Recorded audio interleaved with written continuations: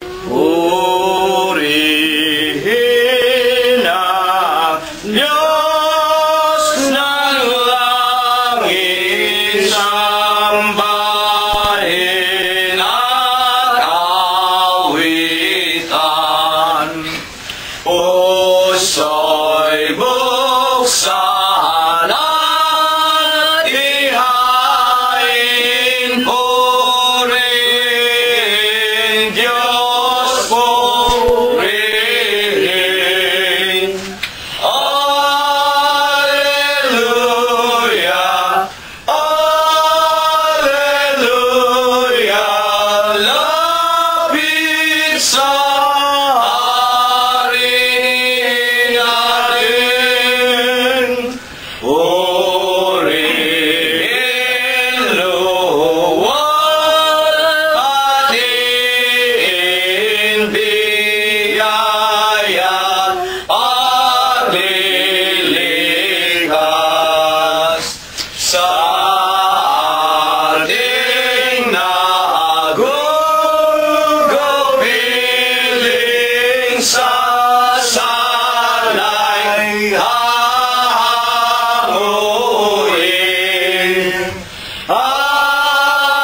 Alleluia, alleluia, gloria Patri Dei. Ang Diyos ay naghihintay, siya ay nauuhaw. Dulugin, dulugin natin, sambahin, dumalangin.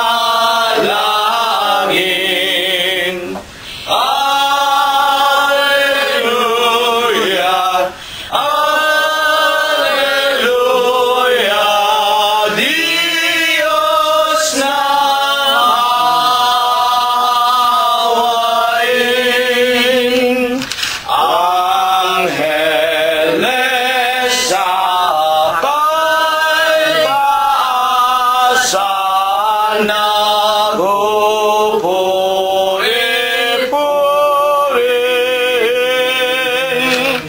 Halina mga kapatid sa templo ng amang Diyos. Alleluia, alleluia, Diyos purihin, purihin.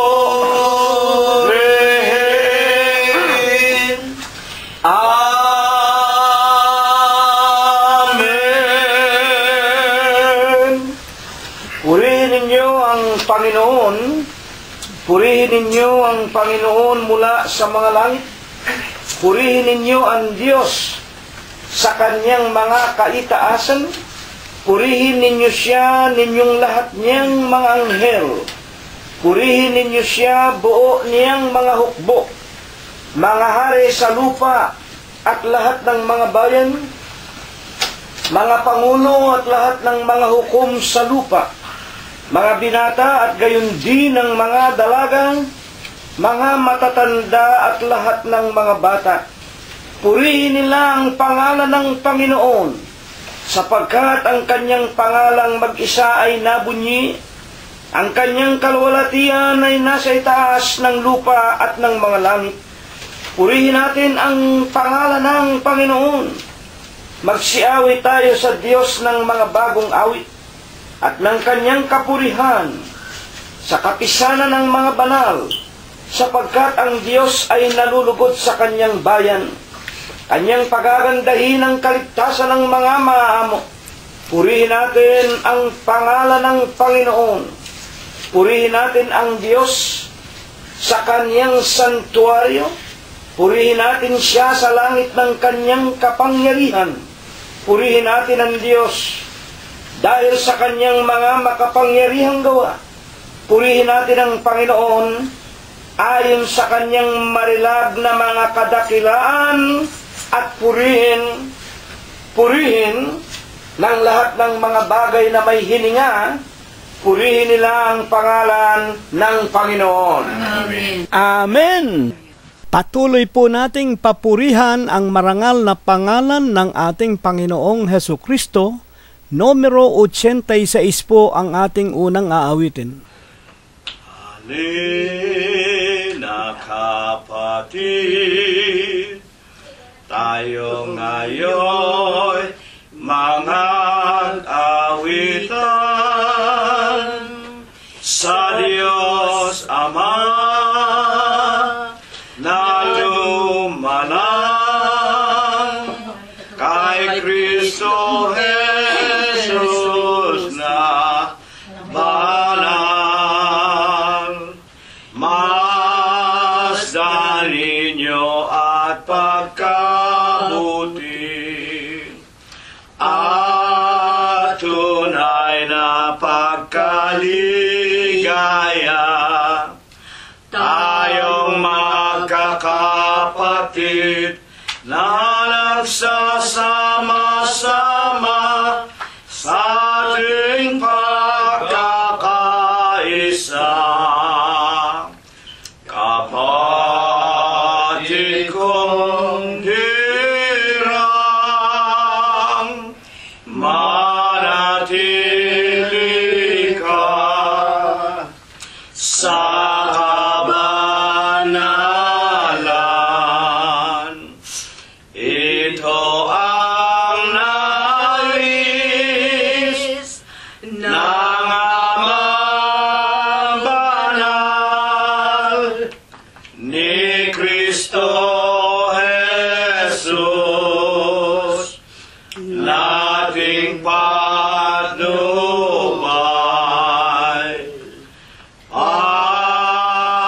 Panahoy malapit na,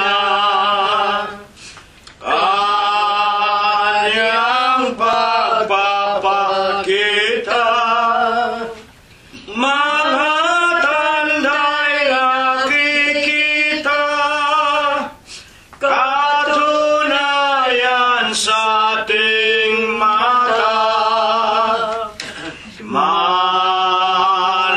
Manatili sa Kanya, sundin ang utos niya, ang pananampalatayang mayroong gawa, may pag-asa. Kapatid kong hirang, manatili ka sa kabanalan.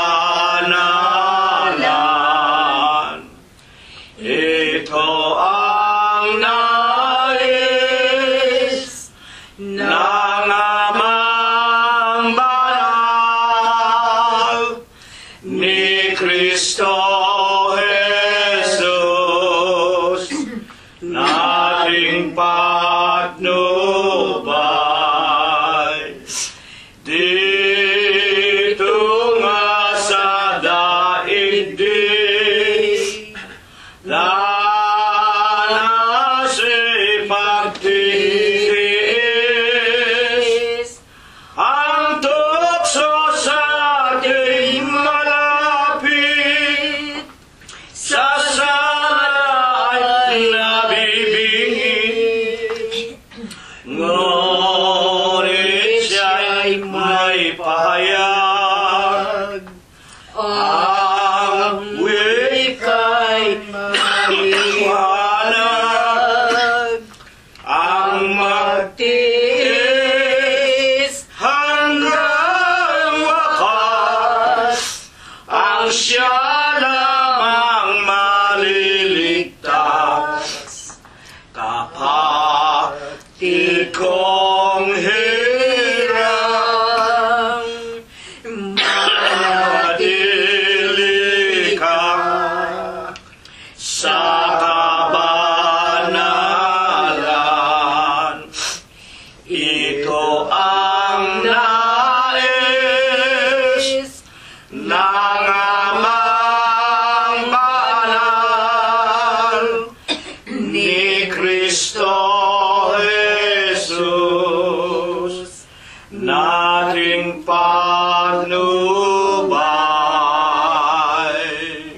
Salamat sa iyo, Panginoon, sa lahat ng iyong mga pagpapala at mga kabutihan sa amin.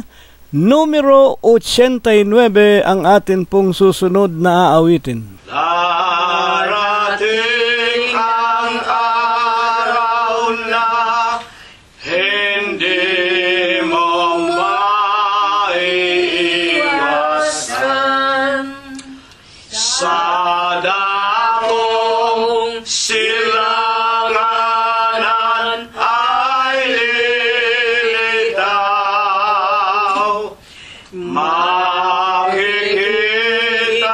ng mata hanggang doon sa kanluran.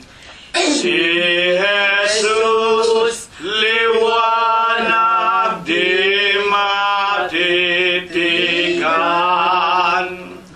Darating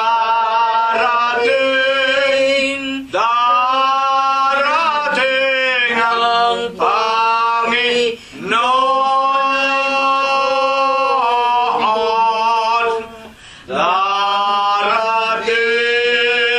Darating at siya ay maghukom. Darating ang Panginoon. Si Kristo Jesus ang siyang hahatol. Sa tunog ng pakarap, mga patay mabubuhay. Haharap sa haring pagsusulitan. Ang gantimpala sa lahat ng tao'y ibibigay. Ligaya sa nagtamo ng tagumpay. Darating ang Panginoon.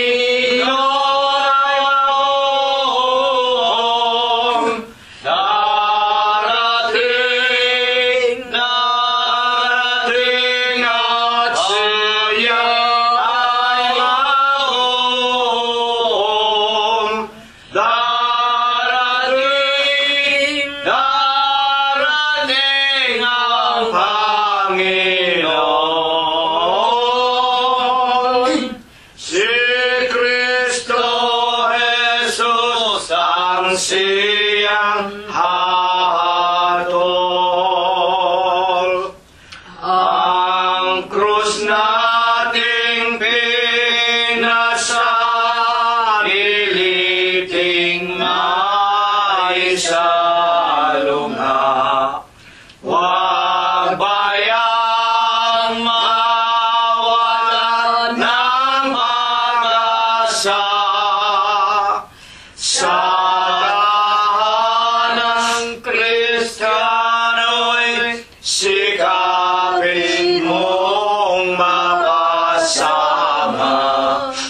Huwag sa amoy na walang hanggang dusa. Darating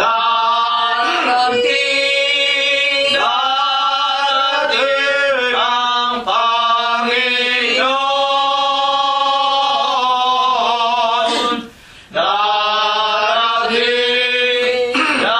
Darating at siya ay maghukom. Darating ang Panginoon. Si Kristo Jesus ang siyang hahatol. Patuloy po nating papurihan ang ating Panginoong Hesukristo. Huling awit mga kapatid, numero 87. Doon sa krus, tuloy na buhos. Salah natin kanyang tinubos. Sa malaking pag-ibig ng Diyos, sugo si Jesus, luwalhati sa Kanya. Luwalhati sa Kanya. Dugo ni Jesus ang nag-adya. Luwalhati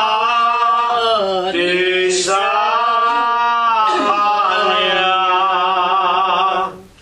Ang sala nating naglalakang sa pag-ibig niya'y tinakpan. Sambahin nating pagpilitan at paglingkuran.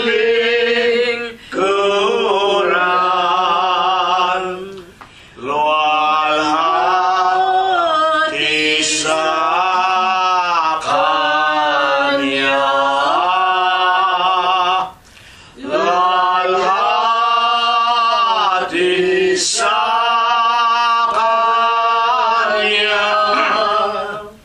Dugo ni Jesus ang nag-adya. Luwalhati sa Kanya. Halina ating lapitan. Sambahin si Jesus na banal upang magkaroon ka ng buhay. Sa Kanyang ngalan, luwalhati sa Kanya. Luwalhati sa Kanya. Dugo ni Jesus ang nag-adya. Luwalhati sa Kanya. Dakilang Panginoon po naming Diyos, Ama, nalubha ka pong kagalang-galang. Ikaw po ay Diyos na sadya ka pong kapita-pitagan. Nag-iisa ka pong Diyos na buhay, ang may-ari at ang lumalang ng lahat ng mga bagay, ang Diyos na pinakamakapangyarihan ka po sa lahat. Ama, na sakbibi ka sa iyong pag-ibig, sagana ka po sa kagandahan ng iyong mga kalooban, napakadakila mo po sa iyong mga pagbibiyaya. Datapwat ikaw po ang Diyos na napakabanayad mo po sa iyong mga sa iyong mga kagalitan. Ama, na ikaw po ang nag-iisa at buhay na Diyos na pinagtapatan at pinaglingkuran hanggang kani-kanilang kamatayan ni Abraham, ni Isaac, ni Jacob, ng iyong mga banal na propeta sa bansa ng Israel. Ikaw din po ang tumawag at nahabag sa aming mga magulang na ikaw ay pinaglaanan nila ng kanilang mga hiram na buhay hanggang kani-kanilang mga kamatayan. Sa banal, sakdal at napakamalinis na pangalan mo pong Kristo Jesus, masusulyapan mo po muli kami sa silong ng aming mga dampang tahanan. Una na nga po dito sa Los Angeles, California.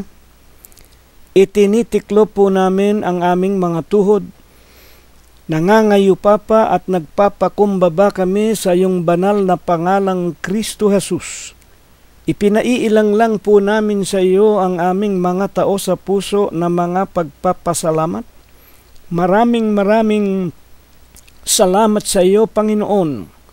Napakamapayapa, lipos ng buhay, kagalingan, kalakasan, kapayapaan at magagandang pintuan ng mga kapalaran ang ipinaranas mo pong muli na mga araw sa buhay ng bawat isa sa amin. Ama, maraming salamat po sa iyo. Hindi mo binawian ng buhay ang sinuman sa amin. Pinakain mo kami, pinalakas, binuksan ang magagandang pintuan ng mga kapalaran sa amin, at higit sa lahat, Amang Banal, maraming salamat. Patuloy mo po kaming pinagtitiisan at pinagtitiyagaan. Pinakakain, pinaiinom, tinuturuan at inaaralan mo po kami ng iyong banal na ebanghelyo upang lalong lumakas at tumibay ang aming mga pananampalataya na minsan lamang ibinigay mo po sa aming mga hiram na buhay. Panginoong Jesus, sinasamba ka po namin, pinupuri ka po namin, niluluwalhati namin ang iyong kagalang-galang, ang malinis mo pong pangalan, sa Espiritu mo po at sa iyong kagilagilalas na mga katotohanan. Nalalaman mo, Ama, kung papaano nangabuhay kami sa maraming mga araw na nagdaan. Kung kami po'y nagkulang at nangagkasala laban sa iyo, alang-alang po sa Huwebes ng gabing ito, Ama, patawarin mo po kami sa lahat po ng aming mga nagawang kasalanan. Ama, hindi po namin nalilimutang ipagpasalamat ang iyong mga pagpapala, ang pagbibigay mo ng buhay, kagalingan at kalakasan sa bawat isa sa amin, maging sa aming mga kaibigan, sa mga lalaki't babaeng patuloy mo pong tinatawag at idinaragdag sa bilang ng iyong mga tagapakinig. At sa lahat ng iyong mga tunay na mananamba sa Espiritu mo po at sa iyong katotohanan, salamat po, Amang Banal, at dalangin namin maging ang kani-kanilang mga kabyak, mga anak, mga manugang, mga apo, mga mahal sa buhay at kani-kanilang mga tahanan at mga mumunting ari-arian, kung papaanong sa amin sa dakong ito sa Los Angeles, pinagpapala mo kami't iniingatan sa bawat sandali. Gayon din po nawa ang iparanas mo sa kanilang lahat sa mga araw na kung iyong loloobay idaragdag pa sa kanilang lahat sa ibabaw nitong sanglibutan. Ama, salamat po. Hindi mo pa pinababayaan maging ang aming mga minamahal sa buhay tulad po naming dalawang mag-asawa na iyong mga lingkod sa iyong banal na iglesia, ni kapatid na Rosita. Salamat po ang aming mga anak, si Emmanuel, si Bobby, si Noel, si Ruth at si Joel, maging ang aming mga manugang, si Teofilo, si Rosemary, si Flor, si Irene, si Cheche at si Malu, ang lahat ng aming mga apo, katulad po ni JC, BJ, JR at John Matthew, Paul Loren, Sarah, Micah, Laika, Joshua, Rebecca, Kay at Richard, Maraming salamat po't hindi mo sila iniwawalay sa iyong makapangyarihang paningin. Iniingatan mo po sila't pinapatnubayan at hindi rin po namin nalilimutan na maging ang ilan sa aming mga mahal sa buhay na nangingibang bansa't nangingibang bayan, patuloy mo ring pinagpapala tulad po ni Prospero Jr., ni Chuchay, ni Pinky at ni Philip, ni Enrico, ni Abner, ni David, ni Daniel, ni Shannon at Analera, ni Verian, gayon din po ni Jacob, ni Lolita, ni Susan, ni Lenlen, ni Jingjing, ni Fe at Ador Aquino, ni Pido at Victoria Malangkes, ni Rosemary at ni Flor Bautista, Gonzales, sila pong nangalalay at nangingibang bansa upang humanap ng kanilang kakainin sa araw-araw, at ang ilan pa po sa kanila'y hindi na nasambitla ng iyong hamak na alipin ang kani-kanilang pangalan. Dalangin po namin patuloy mo nawa silang pakaingatan at patnubayan, at dumating nawa ang iyong kalooban na kami pong lahat kasama namin ang aming mga kaibigan at mga kapatiran at mga mahal sa buhay, matipon po kami sa daong ng aming kaligtasan sa iyong banal na iglesia. At dito po, Panginoon, maghintay kami ng ikalawa mong pagparito, at sa ikalawang pagparito mo po'y tulungan mo po kaming lahat na makapasok doon sa ipinangangako mo pong buhay na walang hanggan.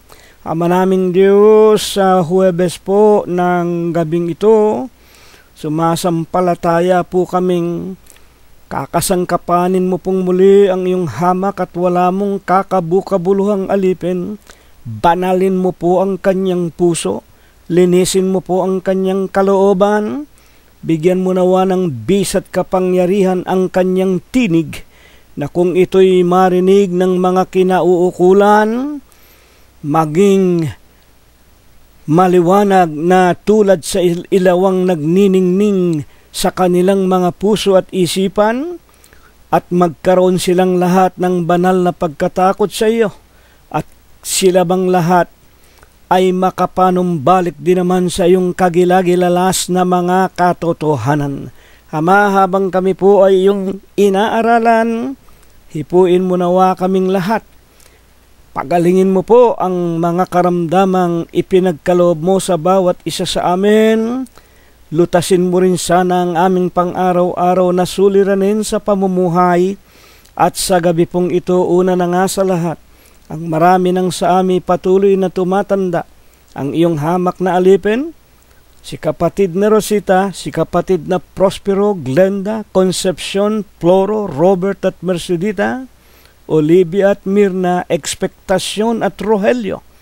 Dagdagan mo pa po sana kami ng kagalingan at kalakasan ng marami pang mga araw at mga taon sa aming hiram na buhay, upang kami po'y patuloy pa rin makapagsimpa ng mas maraming mga gawang kabanalan. Amang banal ang lahat po ng ito, idinadalangin namin, isinasamo, sinasampalatayanan po namin iyong dinirinig sa iyong banal na kaharian sa langit.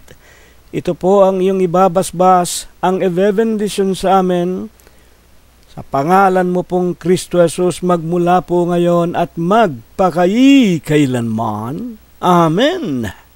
At ngayon po ay atin na pong ihanda ang ating mga sariling mga kaluluwa, ang ating mga pakikinig. Ihanda na rin po natin ang ating mga banal na kasulatan sa atin pong gagawing mga pag-aaral o pakikinig ng Ebanghelyo ng ating Panginoong Hesukristo. Ang atin pong paksa ay mula po sa aklat ni Apostol Juan sa kanya pong kapitulo 17 at ang bersikulo ay 9. Idinadalangin ko sila. Maiksi po ang ating pinakapaksa. Ito po ang siyang unang bahagi ng 17:9 ng aklat ni Apostol Juan. Idinadalangin ko sila. At maging sa Bibliang Ingles, sa King James Version na pinanggalingan, I pray for them. kung bakit po ito ay ibinangon ng Panginoong Hesus sa Huwebes po ng gabing ito.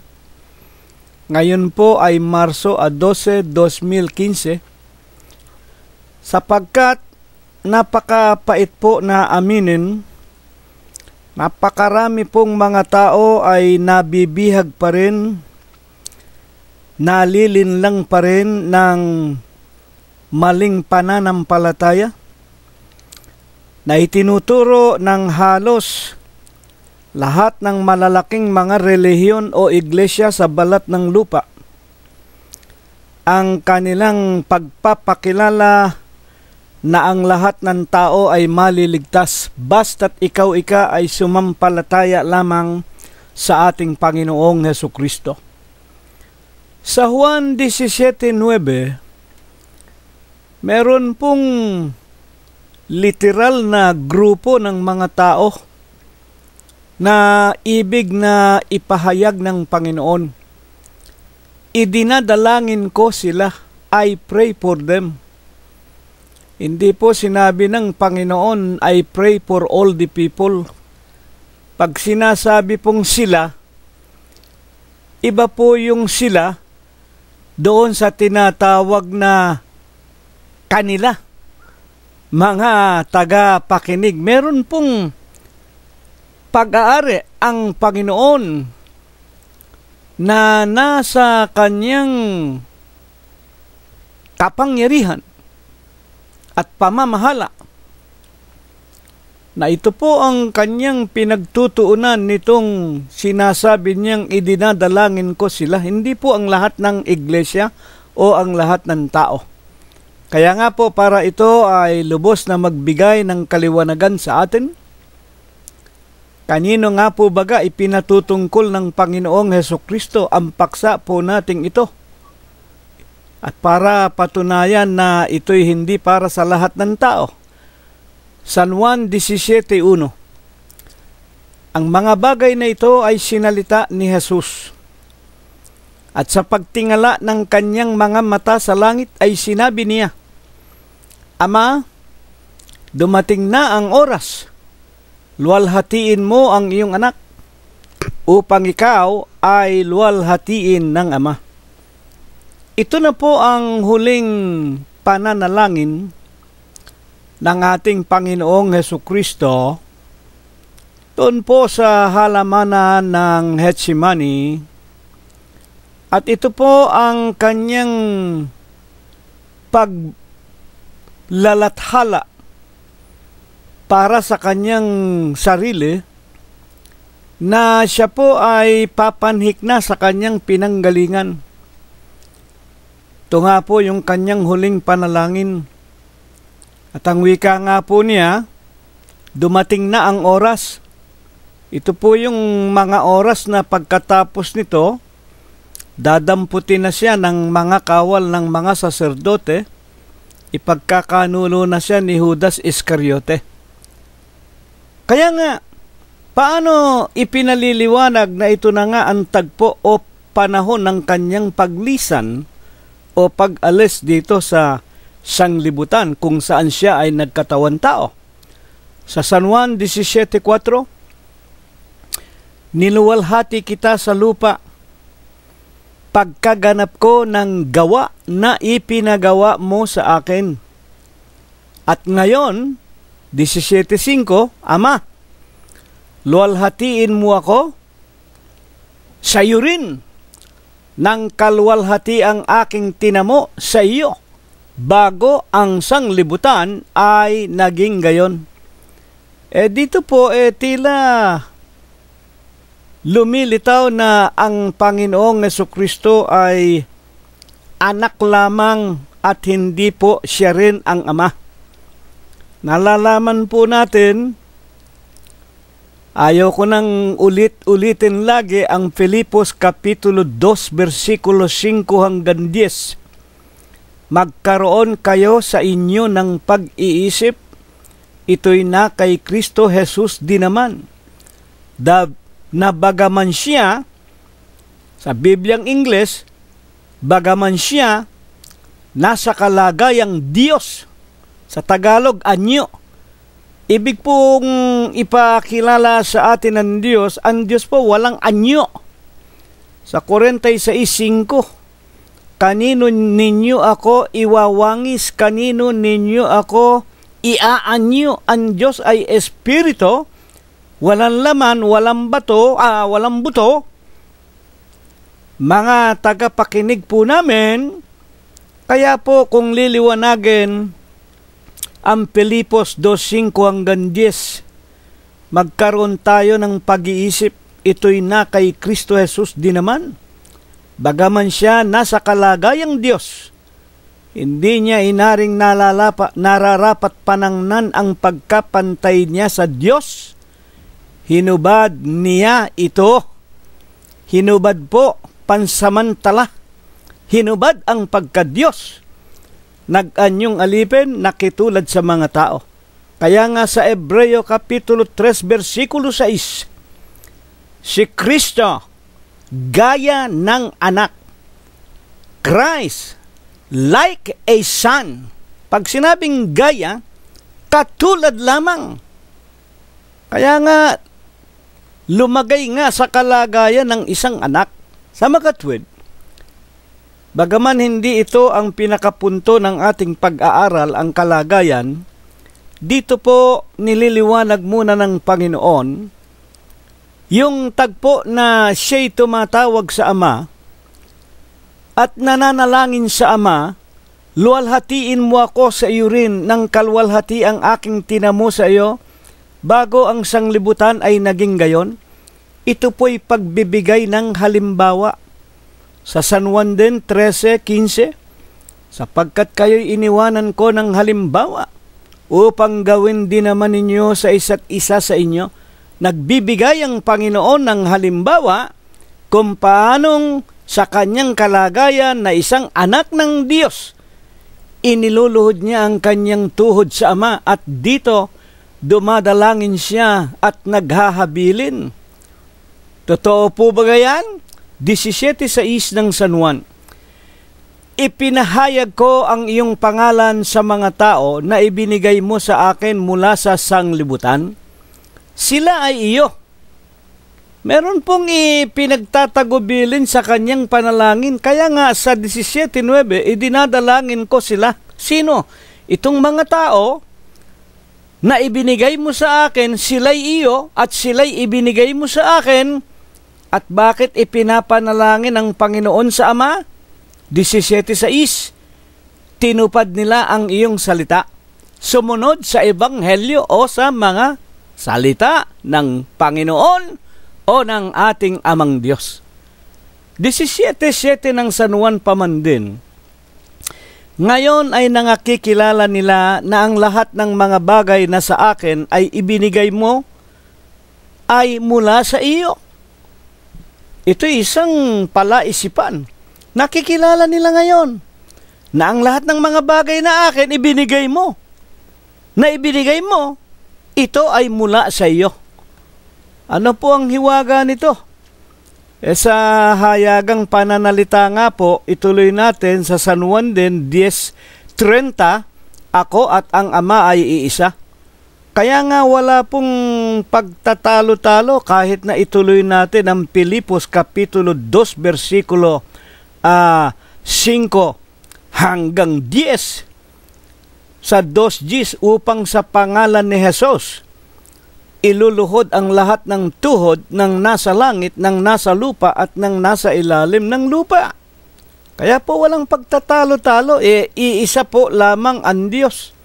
Ang Ama na lumalang ng lahat ng bagay, at maging sa San Juan din, Kapitulo 1, versikulo 1 hanggang 3, nang pasimula, siya ang berbo sumasa Diyos, ang berbo ay Diyos, ang lahat ng bagay ginawa niya, at walang bagay na nagawa kung wala siya. Ano nga ang ginawa ng berbo na Diyos na gumawa ng lahat ng bagay?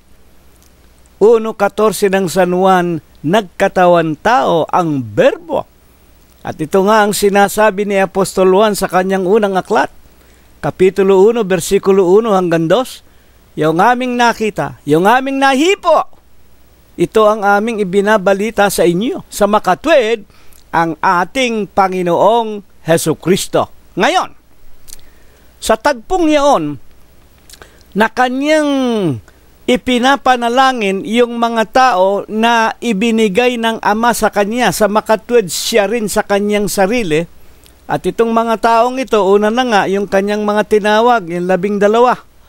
San Mateo 10:1, pinalapit niya ang kanyang 12 para makasama sa pangangaral ng Ebanghelyo para hanapin niya ang mga nawawalang tupa sa bahay ni Israel. At alam natin, tinawag din ng personal si Apostol Pablo nung kanyang pinag-uusig ang iglesia ng Diyos sa daang Damasco. Paano ipinaliliwanag na talagang hindi niya idinadalangin ang lahat ng tao, kung hindi yun lamang mga tao na tinawag niya o ibinigay sa kanya ng Ama? Sa San Juan 17:9, hindi ang sanglibutan ang idinadalangin ko, kundi yaong mga sa akin ibinigay mo sapagkat sila ay iyo. Napakaliwanag po dito sa ating paksa. Huwag kayong magagalit ho. Ito po itinuturo sa atin, hindi po namin hinahatulan ang mga hindi namin kapanampalataya. Hindi po namin kayo tinutudyo o pinaparatangan o itinatapon sa impyerno. Buksan naman ninyo ang mata ng inyong mga puso. Huwag tayong maging mga panatiko sapagkat ang pagliligtas po, kinakailangan po ang pakikinig at ang pagsunod sa mabuting balita o sa Ebanghelyo.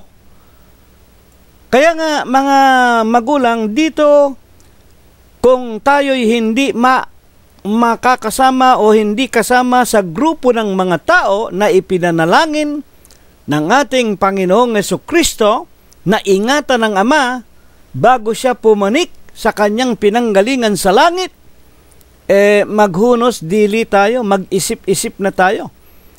At kailangan po umalis na tayo dyan sa ating mga kinaroroonan na mga iglesia at mga relihiyon o samahan, at ipagtanong na natin itong tinatawag na katotohanan ito, sapagkat ang katotohanan ang magpapalaya sa atin. Ngayon ang tanong natin ay ito, dito sa grupo ng mga taong ito, ano ang ginawa ng Diyos o ng Panginoong Hesukristo? Marcos 4:11-12. Sa inyo ay ipinagkaloob ang makaalam ng hiwaga. Ang kausap po dito yung mga orihinal na mga apostol na tinawag po ng Panginoon para nga po hanapin ang nawawalang tupa sa bansa ng Israel. Ito'y mga apostol. Saan po baga sila inilagay? Na sila nga po yung grupo ng mga tao na ipinapanalangin ng ating Panginoong Hesukristo, na iingatan ng Ama. Ang lalaking si Apostol Pablo po ay magpapaliwanag tungkol po sa kinaroroonan ng mga apostol. Sa kanya pong unang Korinto, Kapitulo 12, versikulo 28, ganito po ang sinasabi, at ang Diyos ay naglagay din naman ng ilan sa iglesia. Una-una ay mga apostol. Ayan po, putulin po natin doon ay maliwanag na ang kasagutan. Saan ba inilagay ang mga apostol na tinawag? Ang Diyos naglagay ng ilan. Talaga pong kakaunti lang Kakaunti lang ang katotohanan na maliligtas. Ang Diyos naglagay ng ilan, 12 nga lamang po ang unang mga apostol. Saan inilagay? Sa iglesia po. At nang mailagay na sila sa iglesia, balikan natin ang Marcos 4:11-12, sa inyo'y ipinagkaloob ang makaalam ng hiwaga ng kaharian ng Diyos o ng langit. Datapwat sa mga nasa labas ginagawa sa talinghaga, upang kung magsitingin sila'y mga kakita ngunit di maunawa, at kung kanilang mapakinggan, marinig ngunit hindi nila matutuhan. Mga kapatid, at mga magulang. Sa mga tuwid, binigyan sila ng karunungan, ng kaalaman, na matutuhan nila kung papaano ang pagpasok doon sa kaharian ng langit. At sila ang mga nasa loob ng iglesia na itinayo ng ating Panginoong Hesukristo. Bakit nga po baga? Tanong natin ay ito. Sa pagkakataong yaong ang ating Panginoon ay namamaalam na sa kanyang huling pahimakas at ipinagbibili na sa Ama ang mga tao na tinawag niya at inilagay niya sa iglesia na kanyang itinayo, at maiiwan ang mga taong ito sa sanglibutan. Bakit nga po baga ay dinadalangin ng Panginoong Jesus sa kanyang Ama o sa Diyos ang kanyang tinatawag na mga tao o mga tupa na pinili niya mula sa sanglibutan? 17:11, ito ang sinasabi. Wala na ako sa sanglibutan. Aalis na nga po siya, papanik na siya sa kanyang pinanggalingan. At ang mga ito, ang tinutukoy po, yung maiiwan sa iglesia, ay nasa sanglibutan. Ako'y paririyan sa iyo, Amang banal. Ayan. Ano ang ipinagbibilin? Ingatan mo sila sa iyong pangalan. Yaong mga ibinigay mo sa akin upang sila'y maging isa na gaya naman natin. Amen. Napakaliwanag. Kaya nga sa 10:30 ng San Juan niliwanag ng Panginoong Hesus sa harap ng mga Hudyong pumupukol sa kanya ng bato. Ayaw siyang tanggapin na siya rin ang Ama. Ako at ang Ama ay iisa. San Juan, Kapitulo 10, versikulo 30. Mga kapatid, 17:11 ng San Juan, maliwanag po ang pinaiingatan sa Ama. Walang iba kung hindi yung mga tao na ibinigay ng Ama sa Kanya. At ang wika nga ng Panginoon, ingatan mo sila sa iyong pangalan. Upang sila maging kaisa natin. Upang sila maging isa na katulad natin. Sa makatwid, ang mga nasa iglesia na itinayo ng Panginoong Hesukristo, ang Ama at ang Kanyang sarili, magiging iisa. Mga minamahal naming mga tagapakinig, iingatan ng Amang Diyos ang mga nasa iglesia na maiiwan sa lupa. Saan? Sa Kanyang pangalan. Bakit nga po kailangang ipanalangin pa? Maiiwan sila. Naroon na nga sila sa iglesia, sa kawan na itinayo mismo ng Diyos sa pamamagitan ng Kanyang sarili din nang siya'y magkatawan tao. Ano ba meron sa sanglibutan? San Juan 16:33. Ang mga bagay na ito ay sinalita ko sa inyo upang kayo magkaroon sa akin ng kapayapaan. Ayan po. Bakit? Sa sanglibutan, mayroon kayong kapighatian. Ayan po. Sa sanglibutan na pag-iiwanan sa atin, nang pumanik ang Panginoong Hesukristo sa langit na Kanyang pinanggalingan, marami tayong kapighatian. Nariyan ang tayo'y napipighati. Nariyan ang tayo'y wika nga dumaranas ng sari-saring mga mabibigat na mga karamdaman. Nariyan ang nawawalan tayo ng hanapbuhay. Nariyan ang nagkakaroon tayo ng sigalot maging sa ating sariling sangbahayan. Nariyan ang mga nakapalibot na kapanganiban at sari-saring mga tukso ng sanglibutan. Dinadalangin ko sila sa iyo, Ama, yung mga ibinigay mo sa akin. Ako'y papanik na sa aking pinanggalingan diyan sa langit. Ingatan mo sila na maiiwan sa sanglibutan sapagkat maraming kapighatian dito sa ibabaw ng sanglibutan. Ang ibig lang tukuyin ng ating paksa.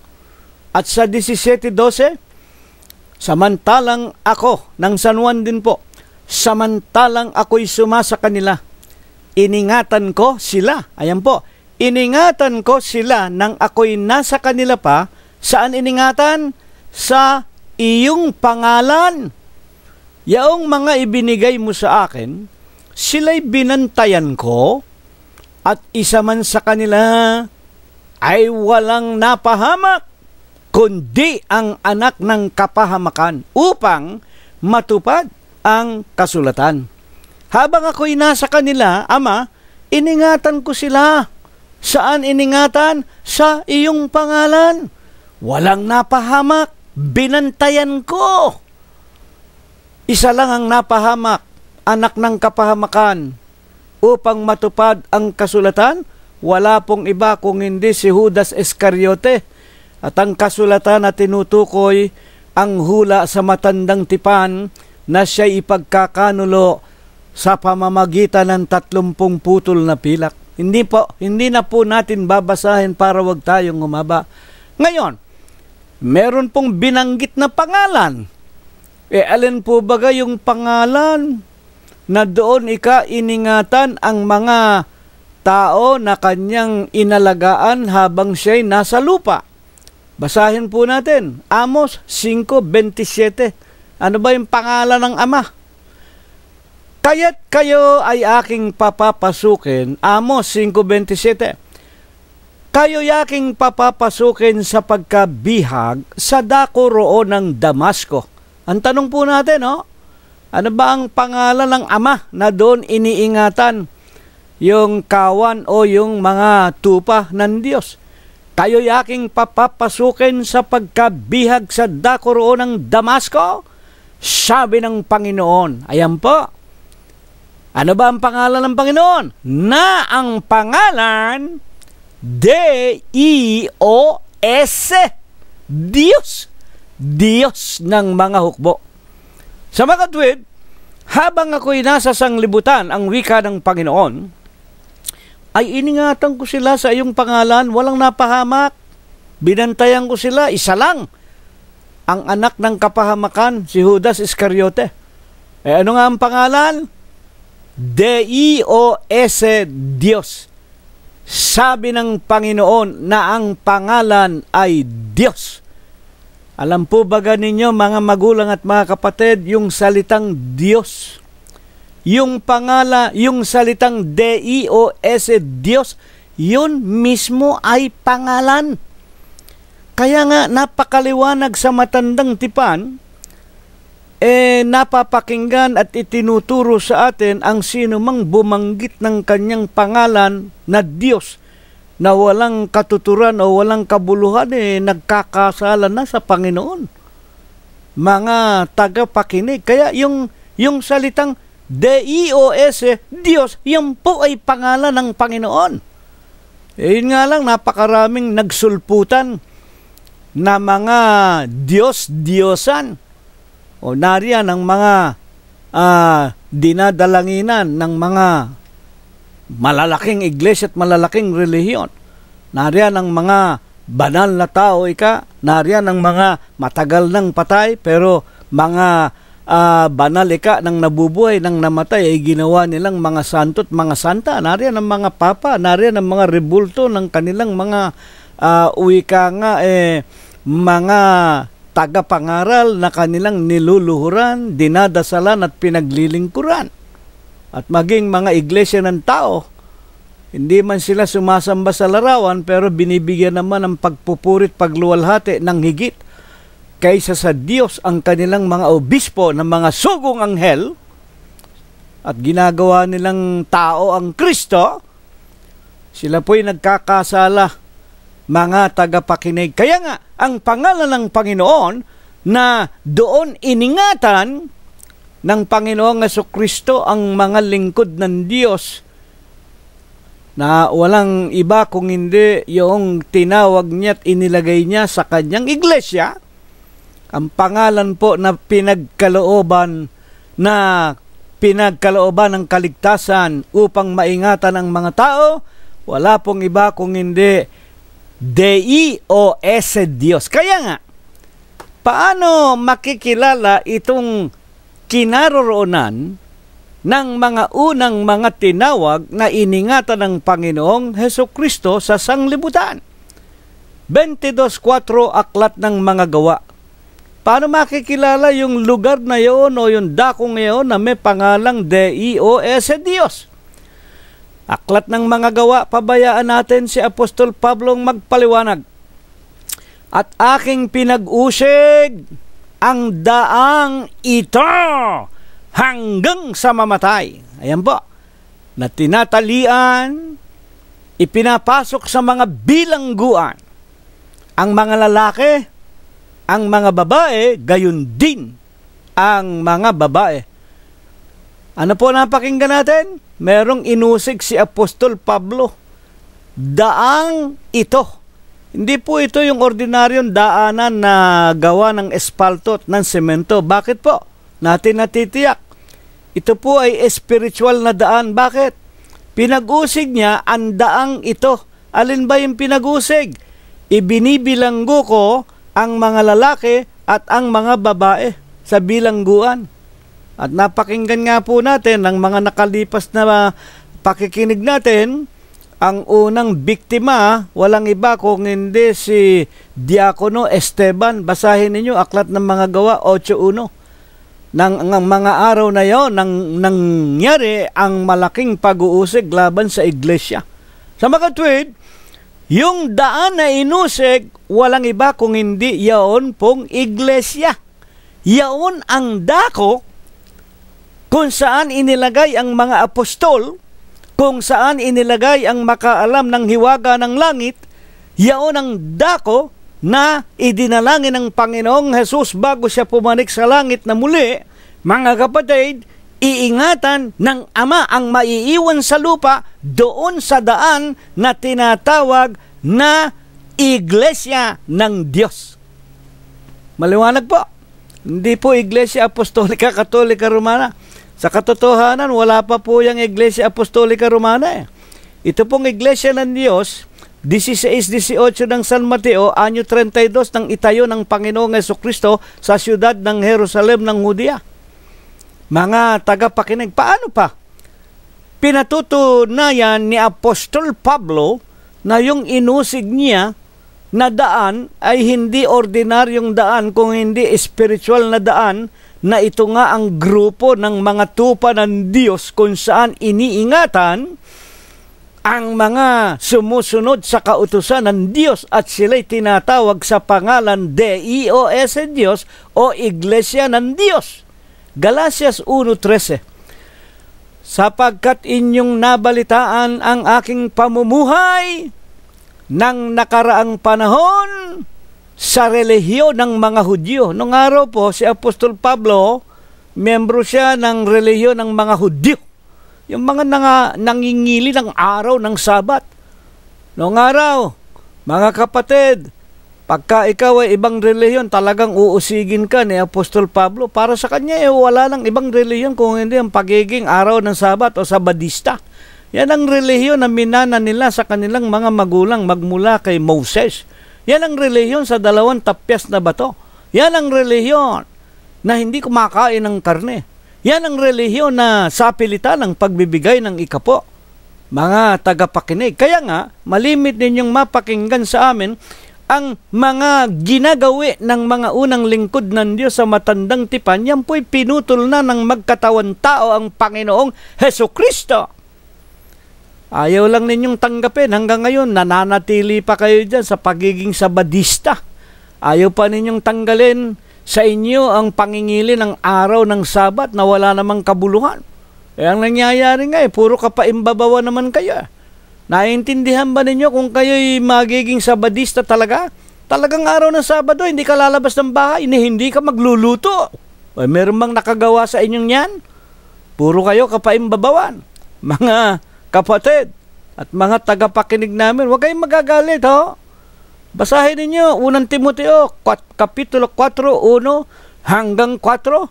Yang mga ginagawa ninyo, pati yung ginagawa ng simbahang kinagisnan, pinagbabawal ang pag-aasawa sa mga pare, yan po'y mga utos aral na ng mga demonyo. Mga tagapakinig po namin. Ano sinabi ni Apostol Pablo? 1:13. ng Galatias, nabalitaan ninyo ang aking pamumuhay ng nakaraang panahon, nang ako ay naroon pa sa relihiyon ng mga Hudyo, kung paanong aking inuusig na malabis, nililipol ang iglesia ng Diyos. Panginoon, papanig na ako sa aking pinanggalingan. Ama, Amang Banal, maiiwan ang iyong mga tupa na ibinigay mo sa akin dito sa lupa. Idinadalangin ko sila. Ingatan mo sila sa iyong pangalan. Ano ang pangalan ng Panginoon? D-I-O-S, Diyos. Paano nakilala kung sino ito? Yan ang iglesia itinayo sa siyudad ng Jerusalem ng Judea, anyo 32 ng ating Panginoong Jesucristo, ang iglesia ng Diyos, pinag-usig ni Apostol Pablo. Mga tagapakinig. Kaya, mga huling katanungan po natin, sa atin po sa huling araw na ito, nananatili po baga ang iglesia ng Diyos bilang bahay ampunan ng ating mga kaluluwa, kung saan makakasumpong tayo ng pagmamalasakit, pagkukupkop at pag-iingat ng ating Panginoong Diyos? Buksan po natin ang Kolosos 1:18. At siya, si Kristo, ang ulo ng katawan. Ito po. Sa makatwid baga, ano ba yung katawan? Si Kristo ay kaulo. Sa makatwid baga ng iglesia. Ano ba ang pangalan ng iglesia? Iglesia ng Diyos kay Kristo Jesus. Mga tagapakinig po namin. Ano ba naroon nga sa iglesia na yon?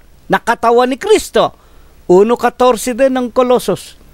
Na siyang kinaroroonan ng ating katubusan, na siyang kapatawaran ng ating mga kasalanan. Bakit po naroon ang katubusan? Bakit naroon ang kapatawaran? Saan? Sa iglesia ng Diyos kay Kristo Jesus? Buksan po natin ang hiwaga ng pangalang Diyos at Kristo Jesus. 43:7 ng Isayas. Bawat tinatawag sa aking pangalan, ano ba ang pangalan ng Panginoon? D-I-O-S, Diyos. Sa makatwid, bawat tinatawag sa aking pangalang Diyos at yaong aking nilikha. Meron palang pangalang nilikha, meron palang pangalang ginawa. Bawat tinatawag sa aking pangalang Diyos at doon sa aking ginawa o nilikha, ito ang aking kalwalhatian. Sa makatwid, naroon lamang ang kalwalhatian ng Diyos. Saan? Sa mga taong tinatawag sa kanyang pangalang D-I-O-S, Diyos, at sa kanyang ginawa. Ano ba yung ginawa na pangalan? Aklat ng Mga Gawa, Kapitulo 2, versikulo 36. Pakatalastasin nga ng buong angkan ni Israel na ginawa ng Diyos na Panginoon at Kristo itong si Jesus na inyong ipinako sa krus. Amen. Bawat tinatawag sa aking pangalan, D-I-O-S, Diyos, at yung aking ginawa, ano ang ginawa? Pakatalastasin nga ng angkan ni Israel na ginawa ng Panginoon, na ginawa ng Diyos na Panginoon at Kristo. Si Kristo, ginawa ng Diyos na Panginoon. Mga kapatid, inyong ipinako sa krus. Kaya nga bawat tinatawag sa aking pangalang D-I-O-S, Diyos, at sa kanyang ginawa na Kristo Jesus. Kaya nga sa Filipos, Kapitulo 2, versikulo 10, upang sa pangalan ni Kristo Jesus, luluwalhatiin natin ang Diyos. Paano? Iluluhod natin ang ating tuhod. Ang mga nasa langit, ang mga nangasa lupa at tayo na naririto sa sanglibutan, iluluhod natin ang ating mga tuhod sa ating Panginoon sapagkat ito ang kaluwalhatian ng Amang Diyos. Pangalang Ama, pangalan Anak. Kaya nga kung nagbabautismo tayo utos ng Panginoon, ang sumasampalataya at mabautismuhan, binyagan ninyo sa pangalan ng Ama. Hindi po sa simbahang Katoliko bibinyagan, hindi po sa Protestantismo, hindi po sa Sabadista. Binyagan ninyo. Saan? Sa pangalan ng Ama, Diyos, pangalan ng Anak, Kristo Jesus, at pangalan ng Espiritu Santo. Bakit nga? Sa Ama, Anak, at Espiritu Santo.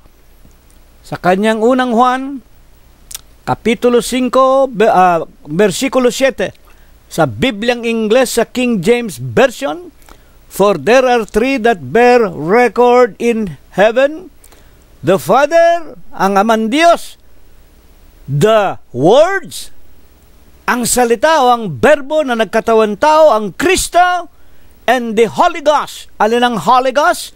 San Juan 6:63, ang salita ng Diyos, pawang Espiritu at pawang buhay. There are three that bear records in heaven, the Father, the words, and the Holy Ghost. These three are one.